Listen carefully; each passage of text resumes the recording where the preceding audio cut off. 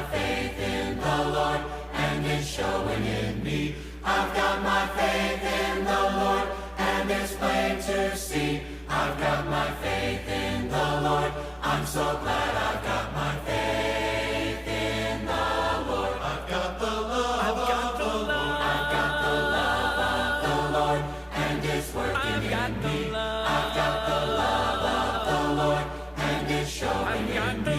I've got the love of the Lord, and it's plain to see. I've got the love of the Lord. I'm so glad I've got the love of the Lord. I've got the joy of the Lord. I've got the joy of the Lord, and it's working in me. I've got the joy of the Lord, and it's showing in me. I've got the joy of the Lord, and it's plain to see. I've got the joy of the Lord.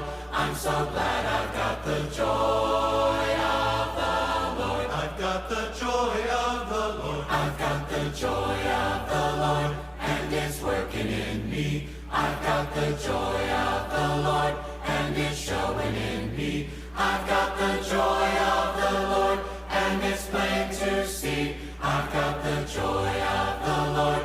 I'm so glad I've got the joy of the Lord. I've got my faith in the Lord. I've got my faith in the Lord, and it's working in me. I've got my faith in the Lord, and it's showing in me. I've got my faith in the Lord, and it's plain to see. I've got my faith in the Lord. I'm so glad I've got my faith in the Lord. I've got the love of the Lord. I've got the love of the Lord, and it's working in me. I've got the love of the Lord, and it's showing in me. I've got the love of the Lord, and it's plain to see. I've got the love of the Lord. I'm so glad I've got the love of the Lord. I've got the joy of the Lord. I've got the joy of the Lord, and it's working in me. I've got the joy of the Lord, and it's showing in me. I've got the joy of the Lord, and it's plain to see. I've got the joy of the Lord. I'm so glad. Joy of the Lord. I've got the joy of the Lord. I've got the joy. I've got the joy. I've got the joy of the joy. I've got the joy. I've got the joy. I've got the joy of the joy of the Lord. I've got the joy of the Lord. Christ for the world we sing, the world to Christ we bring, with loving zeal, the poor and them that mourn, the faint and overborne, sin sick and sorrow worn, whom Christ doth give.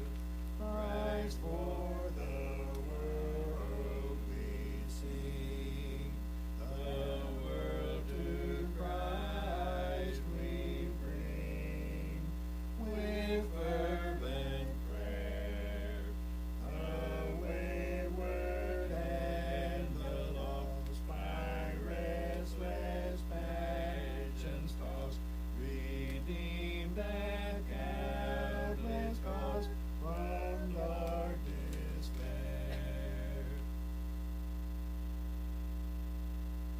Hello, welcome to our Bible study. My name is Clint McElroy, and today we'll be in 2 Samuel chapter 5. We will be meeting today at 10 a.m., so please join us if you can. Masks will be available at the door for anyone who needs one. If you're sick in any way, please don't come to the auditorium, but instead stay at home and enjoy the streaming service. We'll also have classes at 9 a.m. for all age groups, so please join us for those. If you care to, you can join us in the auditorium to watch this Bible study on a large screen. We want to make sure you're aware that we have these English Standard Version Bibles available to anyone who'd like to have one.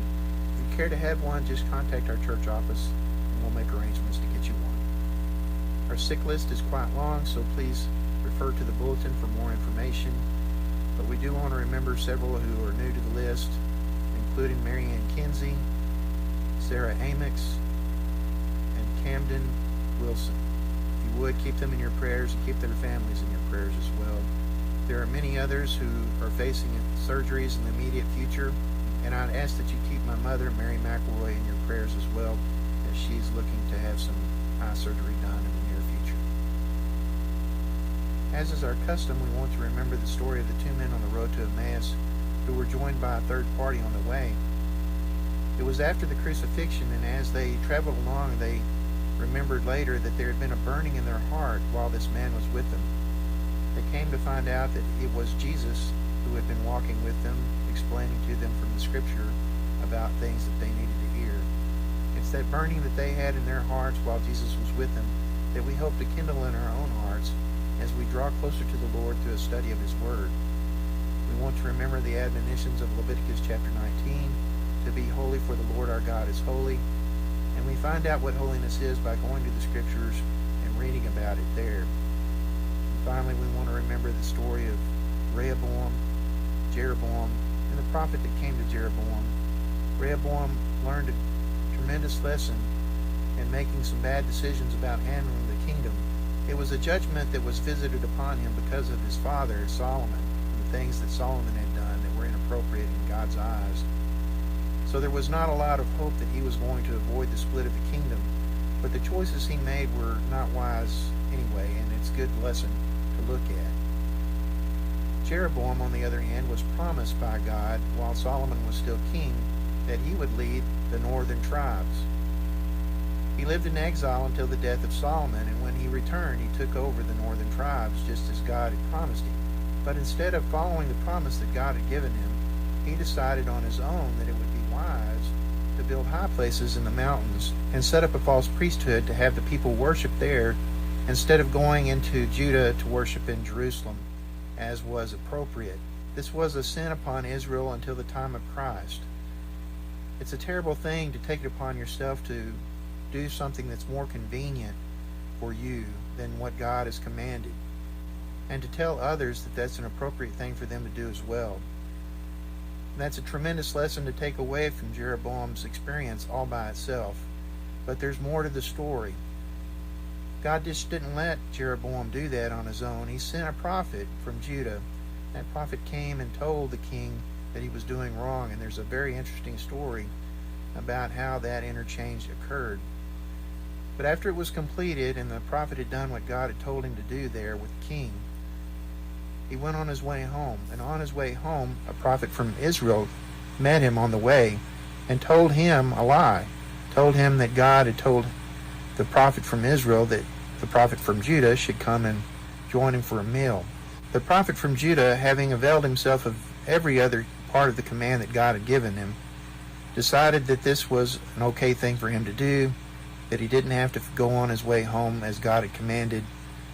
So he joined this prophet from Israel, and they ate together. No sooner had he sat down to eat a meal than the prophet from Israel did in fact prophesy, and told the prophet from Judah that he would die on the way home because he had failed to follow the instruction of the Lord. And he did.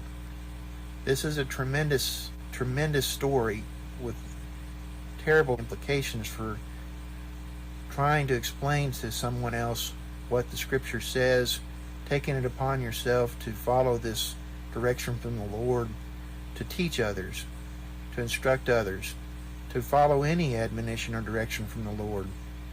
It's an important thing that we follow it precisely. Don't take it upon ourselves to believe anyone coming to tell us some other thing that is not in accord with what we've learned from the Lord appropriately. We've been promised that we can be certain that there will be no message from God other than what has already been delivered, and that even if an angel were to appear and tell us something different, we should not accept that it is true, but only accept the word that has already been delivered to us. So I hope you'll join me now as we enter into this study of 2 Samuel chapter 5. Next week, I plan on, Lord willing, to study out of 1 Chronicles chapters 11 and 12, which will cover some things that are not covered here at or before this point in time that the events in chapter 5 are unfolding. So we'll do a little catch-up next week with 1 Chronicles.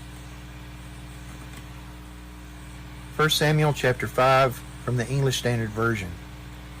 Then all the tribes of Israel came to David at Hebron and said, Behold, we are your bone and flesh. In times past, when Saul was king over us, it was you who led out and brought in Israel. And the Lord said to you, You shall be shepherd of my people Israel, and you shall be prince over Israel. Verse 3. So all the elders of Israel came to the king at Hebron, and King David made a covenant with them at Hebron before the Lord, and they anointed David king over Israel. David was 30 years old when he began to reign, and he reigned 40 years. At Hebron he reigned over Judah 7 years and 6 months, and at Jerusalem he reigned over all Israel and Judah 33 years. Verse 6. And the king and his men went to Jerusalem against the Jebusites, the inhabitants of the land, who said to David, You will not come in here, but the blind and the lame will ward you off, thinking, David cannot come in here. Nevertheless, David took the stronghold of Zion, that is, the city of David. Verse 8. And David said on that day, Whoever would strike the Jebusites, let him get up the water shaft to attack the lame and the blind, who are hated by David's soul. Therefore it is said, The blind and the lame shall not come into the house. And David lived in the stronghold, and called it the city of David. And David built the city all around from the Millo inward.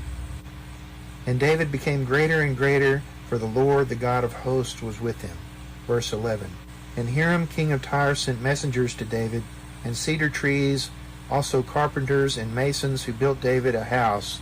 And David knew that the Lord had established him king over Israel, and that he had exalted his kingdom for the sake of his people Israel. Verse 13. And David took more concubines and wives from Jerusalem after he came from Hebron, and more sons and daughters were born to David. And these are the names of those who were born to him in Jerusalem: Shemua, Shobab, Nathan, Solomon, Ibhar, Elishua, Nephig, Japhiah, Elishama, Eliada, and Eliphelet. Verse 17. When the Philistines heard that David had been anointed king over Israel, all the Philistines went up to search for David. But David heard of it and went down to the stronghold. Now the Philistines had come and spread out in the valley of Rephaim, and David inquired of the Lord, Shall I go up against the Philistines? Will you give them into my hand? And the Lord said to David, Go up, for I will certainly give the Philistines into your hand. And David came to Baal-perazim, and David defeated them there. And he said, The Lord has broken through my enemies before me like a breaking flood. Therefore the name of that place is called Baal-perazim. And the Philistines left their idols there, and David and his men carried them away. Verse 22. And the Philistines came up yet again and spread out in the valley of Rephaim. And when David inquired of the Lord, he said, You shall not go up. Go around to their rear, and come against them opposite the balsam trees.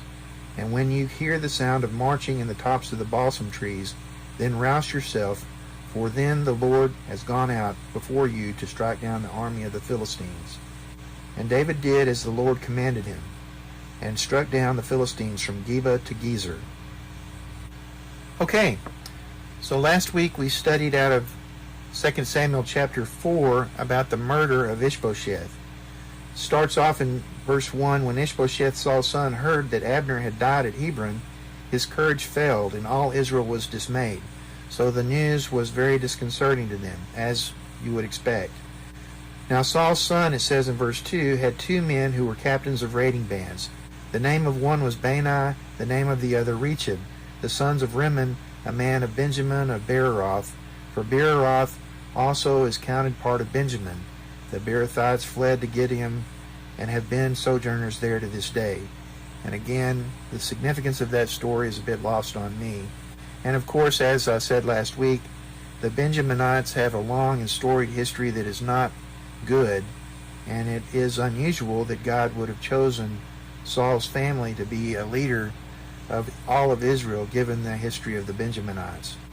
So continuing in verse 4 is the first part of the story of Mephibosheth. Jonathan, the son of Saul, had a son who was crippled in his feet. He was 5 years old when the news about Saul and Jonathan came from Jezreel, and his nurse took him up and fled.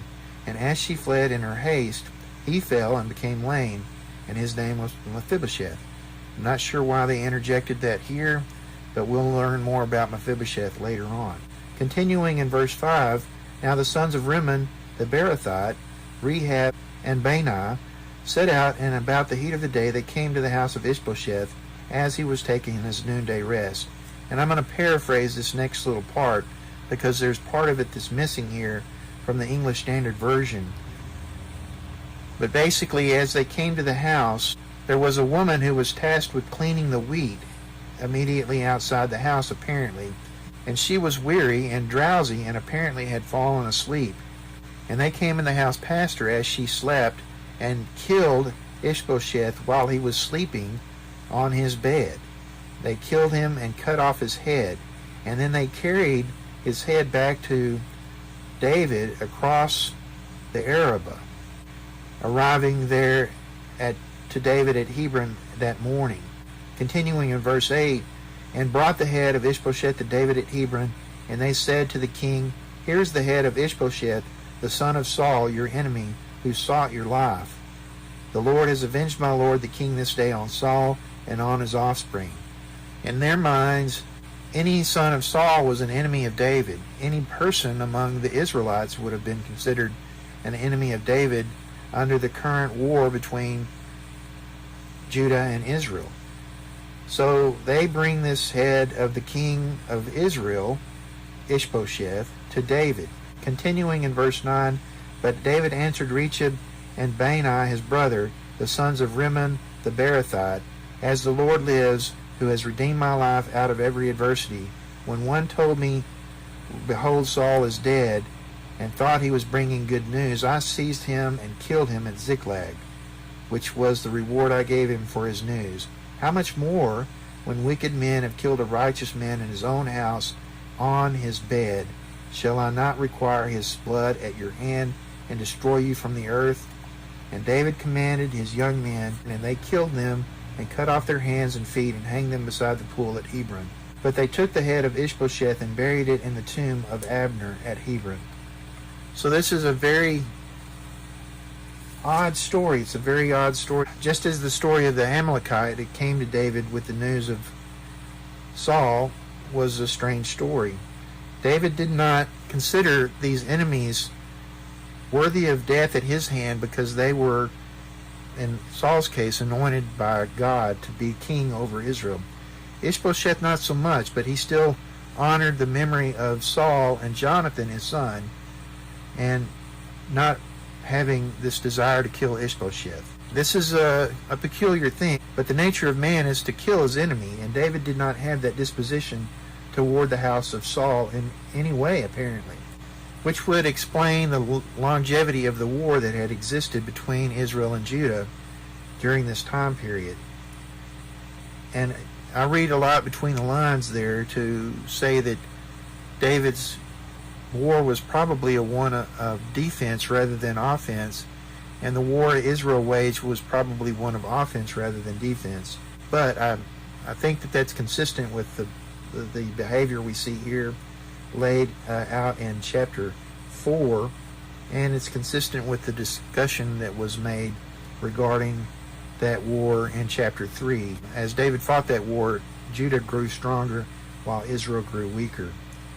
So these certainly were dishonorable men who were servants of the house of Saul to come and kill their master and take the head to David with expectation of being lifted up by David. They certainly did not know David. Had they done any investigation into David's true nature, perhaps they would have found out this story about the Amalekite and been a little more careful. So it is what it is. The story of Ishbosheth is very disheartening, as is the story of Saul and Jonathan.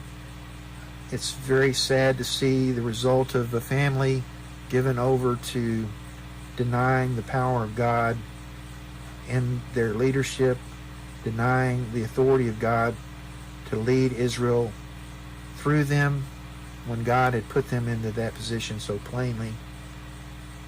Saul's disregard for the direction of the Lord resulted in the deaths of so many in his family. Now we'll see that Mephibosheth is preserved by David, and that's an interesting story in and of itself, and we'll get to that in a chapter soon. Going on into today's reading, after the burial of Ishbosheth's head at Hebron in Abner's tomb, the tribes of Israel finally come to David in verse 1, saying, "Behold, we are your bone and your flesh. In times past, when Saul was king over us, it was you who led out and brought in Israel. And the Lord said to you, you shall be shepherd of my people Israel, and you shall be prince over Israel." So the people of Israel knew this very well, which might explain their disposition toward Abner, and Abner's disposition toward them out of chapter 3, where we see that they had apparently pursued this relationship with David from time to time, even as Israel warred with Judah. So continuing in verse 3, so all the elders of Israel came to the king at Hebron, and King David made a covenant with them at Hebron before the Lord, and they anointed David king over Israel. I'm not sure that their anointing had any significance to the Lord, but as far as making it official to them, David was now king over Israel. David was 30 years old when he began to reign, and he reigned 40 years. At Hebron he reigned over Judah 7 years and 6 months, and at Jerusalem he reigned over all Israel and Judah 33 years. So this again is an interesting thing that we'll see through the accounting of the kings, their longevity, and the specifics about the way that they ruled before the Lord. We'll mostly read these at the end of their rule, but here we have an accounting for David at the beginning of his reign. And we see that accounting begins with his reign over Judah long before he became king over all Israel, which is interesting to me. We often account David as the second king over Israel, when in fact, if you look at the way that David honored Ishbosheth, it makes you give some consideration to Ishbosheth's reign as king, even though it was more of a puppet for Abner. Continuing in verse 6, the king and his men went to Jerusalem against the Jebusites. Now, we hadn't read much about the Jebusites, but the Jebusites were in control of what would become Jerusalem, as we read about it later, also having been known as Salem and several other names previously recorded. But they kind of rebuked David, saying, "You will not come in here, but the blind and lame will ward you off," meaning that even blind and lame guards could keep you from entering into this stronghold of Jerusalem.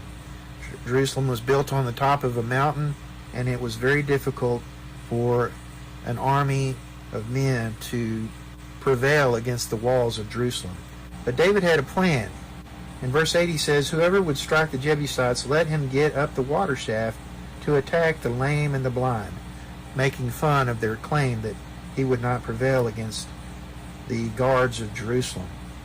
He did not have anything against particularly blind or lame people, I don't think, but it would be a matter that would come into play later on. "Who are hated by David's soul," it says in the end of verse 8.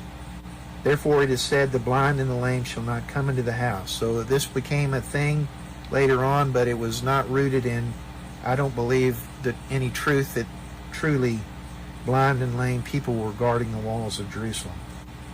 "And David lived in the stronghold and called it the city of David. And David built the city all around from the Milo inward." And if you'll recall some of the sermons that Scott has given in the past about the architecture and structure of the city of Jerusalem, it is quite impressive. And even at this point, though considerably smaller than Jerusalem would be later on under other kings, it was very fortified and could withstand much in the way of an onslaught of an enemy.